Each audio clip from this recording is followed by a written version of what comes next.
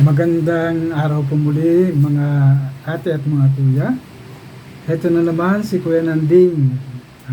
Welcome kayo sa aking channel, ang Kuya Nanding M. Ang Kuya Nanding M ang tuloy-tuloy na nagbabahagi ng mga kwento, mga karanasan at mga pagninilay na sana'y kapupulutan natin ng aral. Ngayon naman ay ibabahagi ko ang mula sa aklat ng Deuteronomio, ang Panginoon.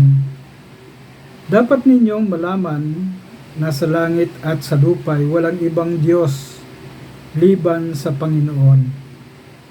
Kaya nga, dapat ninyong sundin ang kanyang mga utos at tuntuning sinasabi ko sa inyo ngayon, ang salita ng Diyos.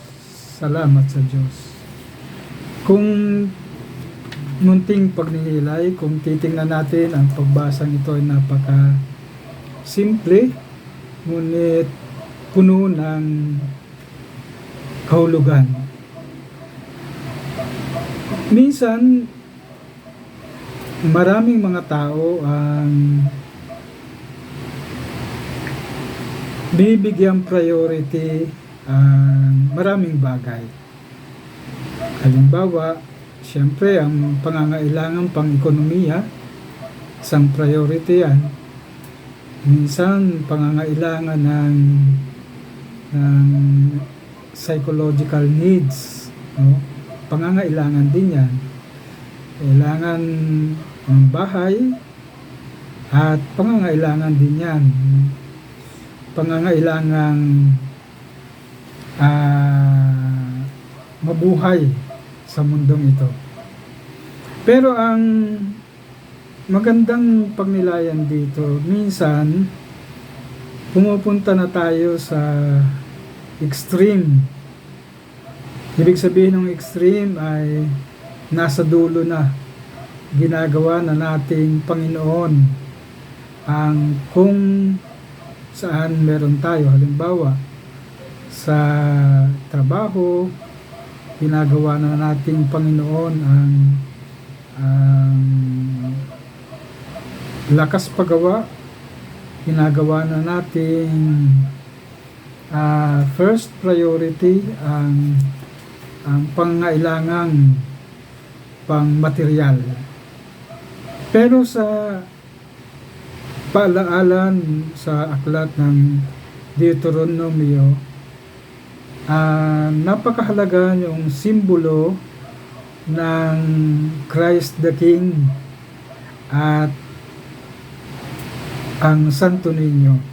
Kung titingnan natin yung Christ the King, minsan merong kanya-kanyang imahin. Ang Christ the King may hawak na mundo, no, hawak. Ganun din ang Santo Niño may hawak na mundo at napaka-meaningful nito kung titingnan natin. Kasi halaw sa ating pagbasa ngayon, walang ibang Diyos sa lupa at sa langit kundi ang Panginoon. Magandang paanyaya muli ito na kaunting kilos lang ng Diyos sa mundo, nagbabago ang lahat, no? Siguro pitikin lang niya ang mundo, meron na kaagad na mga pagbabago.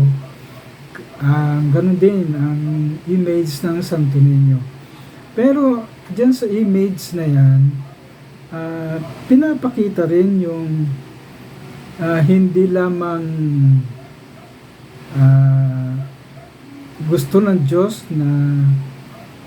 na pahirapan ang tao, kundi yung pagmamahal. Parang pagpapakita yan na ang mundo dito at sa kabilang buhay, ang Diyos ang Panginoon. Kaya napakagandang halimbawa muli ito na dapat nating o kahit din ako ay dapat sa buhay. Papaano ito?